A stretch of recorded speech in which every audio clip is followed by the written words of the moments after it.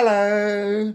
It's Tom Fiddzy here with my review of Moon Knight episode 4, and what a crazy end to that episode.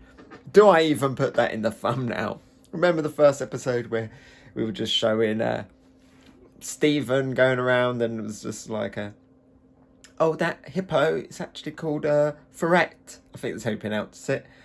Just like really off, kind of just the merchandising thing to let the audience know the names. It wasn't just to show that Stephen is like this absolute boffin. Got it established at the beginning. Hippo gods, and here the door opens and an amazing looking hippo god has appeared. Interesting they actually, now I think that it had like the skin. Like it was actually like, it wasn't like Khonshu where it was like a skull. I wonder if that's like a visual difference between like a god that is kind of in the Ennead, you know, they kind of, or like in your, when you see them like kind of more in their realm, they've got like that the skin. Maybe we'll see Khonshu and he's actually got like nice colourful feathers and like proper like bird skin, beautiful bird eyes. And then maybe when they're more their avatar forms in your head or like kind of banished or more on the side, they take on that kind of more skeletal form. It'd be kind of interesting to see how they do that. It'd be really cool, I think, to see Khonshu in all of his bird-like Egyptian colourful glory, I think. But also then, you know, to see the others in their like skeleton. I mean, how cool would a hippo skull god be? But yeah, it was really cool. Looked really good. Do I put that in the thumbnail? That is the big question. I mean, it's kind of a spoiler towards the end there. It was a nice little surprise. Wasn't expecting that for sure when they opened the door. I thought it was going to be maybe Khonshu. I thought maybe it was going to be like maybe the crocodile one, but not the hippo. Maybe a small in a circle, you know, one of those you put in the circle in the thumbnail. Maybe one of them, like maybe like hello. I don't know if that came through, but whatever. So yeah, let's talk about the episode. Let's go back to the beginning of the episode. It was a Moon Knight-less episode, apart from a little action figure at the end there. But it was still a pretty good episode, you know. I thought the last one had some kind of pacing issues. This one was very much character-driven stuff. The last episode pushed the plot forward. This one is pushing the characters forward. And I'd say probably until like the end, I was just kind of along for the ride with it. You know, they're in a tomb. They're being chased by a random mummy monster that's like clicking about. It wasn't even explained.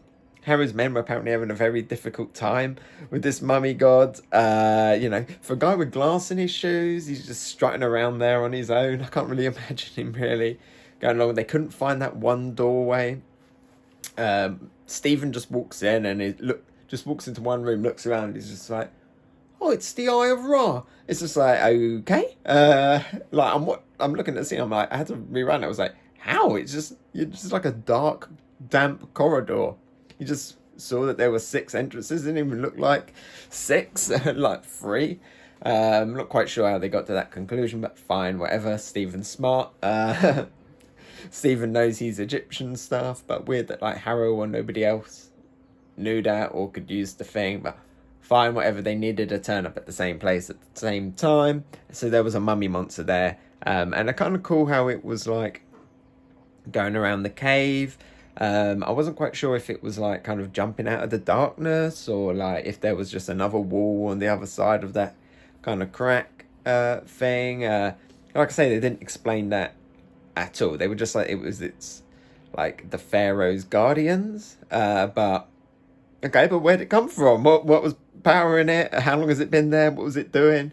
I kept expecting the other ones to wait because it kept zooming in on it. That really kind of held the suspense of the scene though.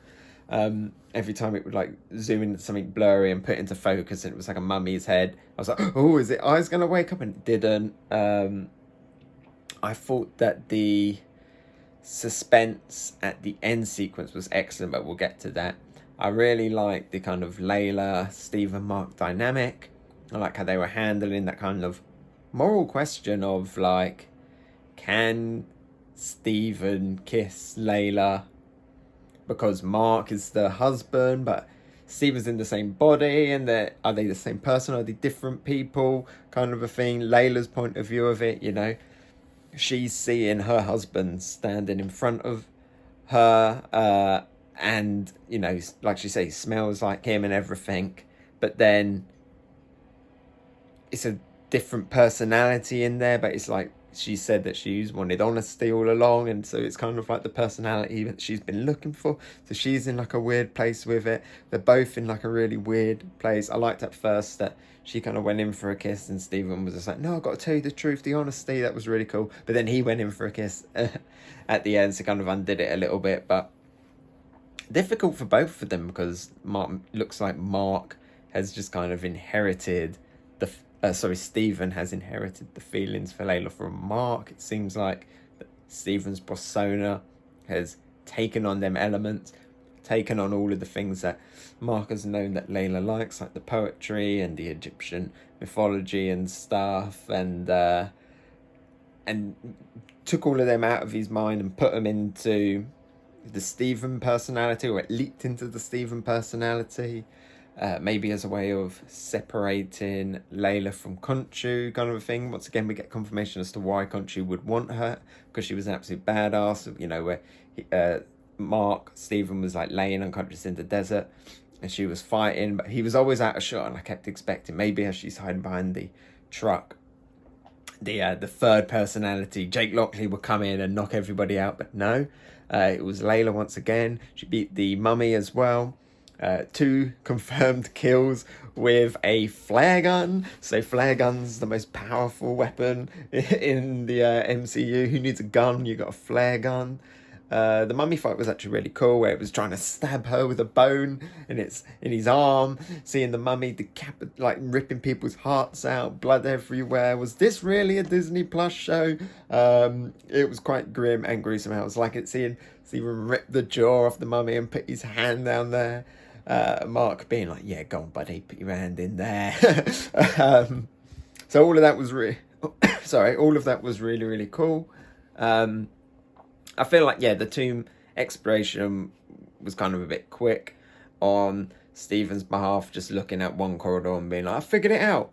Whereas Harrow's men were apparently in there for ages, fighting with zombie mummies, and didn't find that one door that took them there.